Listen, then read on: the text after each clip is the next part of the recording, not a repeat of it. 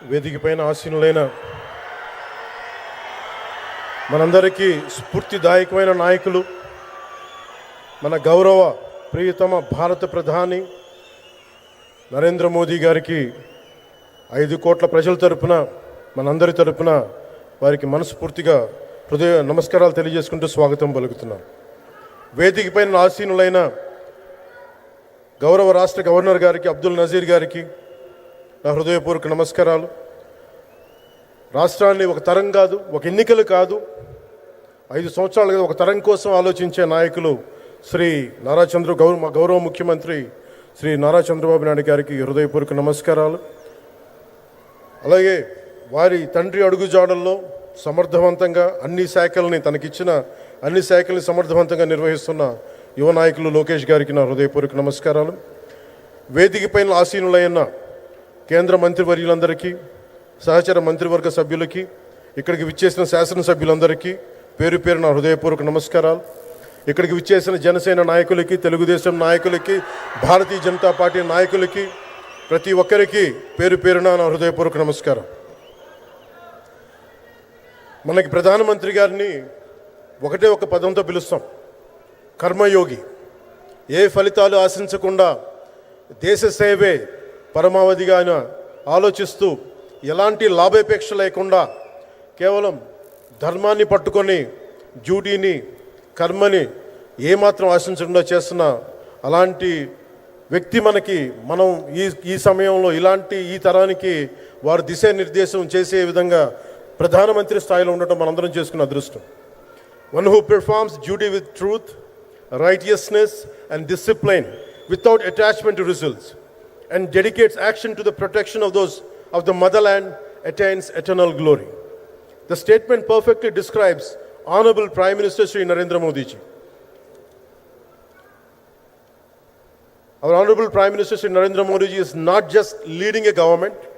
ఆయన ప్రభుత్వాన్ని ఒకటే నడపట్లేదు, 2 తరాల్ని నడుపుతూ ఒక ఆల్ఫా రాబోయే ఇప్పుడు పుట్టిన బిడ్డలకి దిశానిర్దేశం చేస్తున్నాను. అలాంటి మన ఆత్మనిర్భర్ భారత్ ఎవరి మీద ఆధారపడకుండా దేశం తలెత్తి చూసేలాగా మేము సేవకులం కాదు, మేము భాగస్వామ్యం వహిస్తాం. మేము దేశానికి, ప్రపంచానికి దిశానిర్దేశం చేస్తాం. భారత్ అగ్రగామి, అంతేగాని కూర్చోబెట్టి చేతులు మడుచుకొని మేము భయపడతా ఉండే దేశం కాదు. తలెత్తుకొని పొగరగా, ఒక దేశపు జెండా ఎంత పొగరుగా ఉంటుందో అంత పొగరుతోటి భారతదేశాన్ని ప్రపంచ పటంలో నిలబెట్టిన మోదీ గారు మనకి ఈ రోజున ఈ కార్యక్రమానికి విచ్చేసి, ప్రత్యేకించి మొన్న గూగుల్ వచ్చింది, అలాగే ఈ రోజున ముఖ్యంగా దాదాపు 13,000 కోట్ల పైచిలుకుతోటి ఈ రోజున మనకి పెట్టుబడులు వస్తూ ఉన్నాయి. దాంట్లో ప్రత్యేకించి ఉరవకల్లో 4,000 కోట్ల రూపాయలు పెట్టుబడి మనకి. ప్రత్యేకించి ఈ రోజున మనకి జిఎస్టీ పన్నులు ఎప్పుడు పెరగడమే తప్ప ఇప్పుడు తగ్గవు. అలాంటి పన్నుల భారాన్ని మనకి మోదీ గారు వచ్చాక దాదాపు ప్రతి కుటుంబానికి సంవత్సరానికి, ఇందాక సోదరు లోకేష్ గారు చెప్పినట్టుగా, ఒక 20,000 రూపాయలు ఆదా చేసుకునే అవకాశం కలుగుతుంది. ఇది జిఎస్టీలో విద్య కానీ వైద్యం ఖర్చులకు భారం నుంచి సామాన్యులకు ఉపశమనం కలిగిస్తుంది. ఆరోగ్య బీమా, జీవిత బీమాపై జిఎస్టీ పూర్తిగా తొలగించడంతో పాటు వార్షిక ప్రీమియం 3,000 నుంచి 4,000కు తగ్గి అందరికీ ఇది అందుబాటులో ఉంటుంది.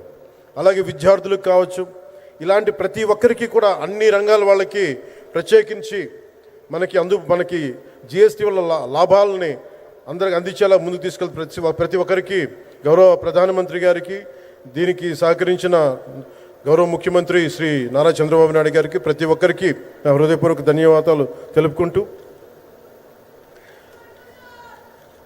ప్రధానమంత్రి గారికి ఇంకొకసారి ప్రత్యేక ధన్యవాదాలు తెలుపుకుంటూ, మేమందరం ఈ కూటమి ఒక 15 ఏళ్ళకి తక్కువ కాకుండా బలంగా ఉండాలి. మనందరం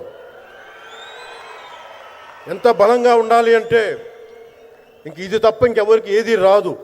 ఇబ్బందులున్నా ఉన్నా తట్టుకొని నిలబడి, ఎందుకంటే ఈ రోజున ప్రధానమంత్రి గారు మనకు వచ్చి అండగా ఉన్నారంటే ఈ పెట్టుబడులను కానీ, ఈ నమ్మకాన్ని కానీ ఎటు మాత్రం సడలించకుండా మేము ముందుకెళ్తామని మీ అందరికీ తెలియజేసుకుంటూ, అందరం సమిష్టిగా పనిచేస్తాం.